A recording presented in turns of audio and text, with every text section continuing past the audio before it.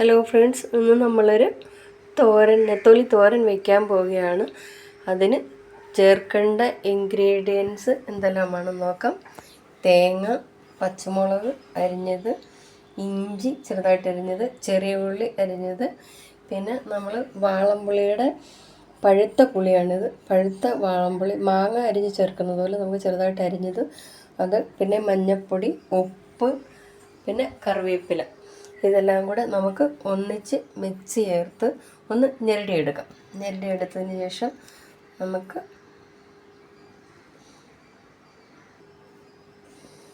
ആവശ്യത്തിനുള്ള മഞ്ഞൾപ്പൊടി ഇട്ട് കൊടുക്കാം. മഞ്ഞൾപ്പൊടി ഇട്ട് കൊടുത്ത് ആവശ്യത്തിനുള്ള ഉപ്പിട്ട് കൊടുക്കാം. ഉപ്പിട്ട് കൊടുത്ത് നമുക്ക് ഇത് എല്ലാം കൂടി ഒന്ന് നന്നായിട്ട് കൈകൊണ്ട് തന്നെ ഞെരടിയെടുക്കാം.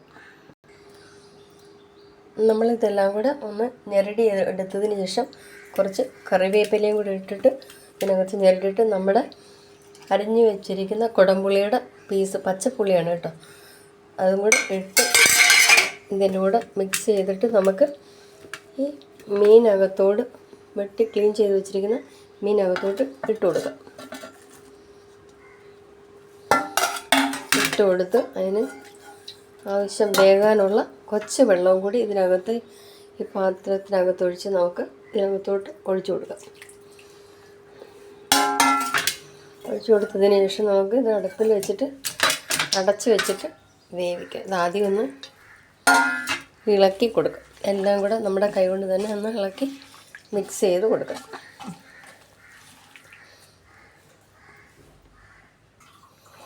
നമ്മളിതെല്ലാം പുരട്ടി എല്ലാം മിക്സ് ചെയ്തെല്ലാം വെച്ചിട്ടുണ്ട്. ഇനി നമുക്ക് ഇത് സ്റ്റൗ കത്തിച്ച് സ്റ്റൗവിലോട്ട് വെച്ച് കൊടുക്കാം. വെച്ച് കൊടുത്തതിന് ശേഷം നമുക്ക് ഇത് അടച്ച് വെച്ചിട്ട് വേവുന്നിടം വരെ കാത്തിരിക്കാം. ഇത് നല്ലതുപോലെ വെന്തിട്ട് നമുക്ക് നോക്കാം. നമ്മുടെ നെത്തോലി തോരൻ എല്ലാം വെന്തോന്ന് നമുക്ക് നോക്കാം. നമ്മുടെ നെത്തോലി തോരൻ എല്ലാം തിളച്ച് എല്ലാം പറ്റിയിട്ടുണ്ട്. ഇത് ഇഷ്ടമായെങ്കിൽ പെട്ടെന്ന് ഉണ്ടാക്കാൻ പറ്റുന്ന, ആർക്കായാലും പെട്ടെന്ന് ഉണ്ടാക്കുന്ന സിമ്പിളായിട്ടുള്ള കറിയാണ്.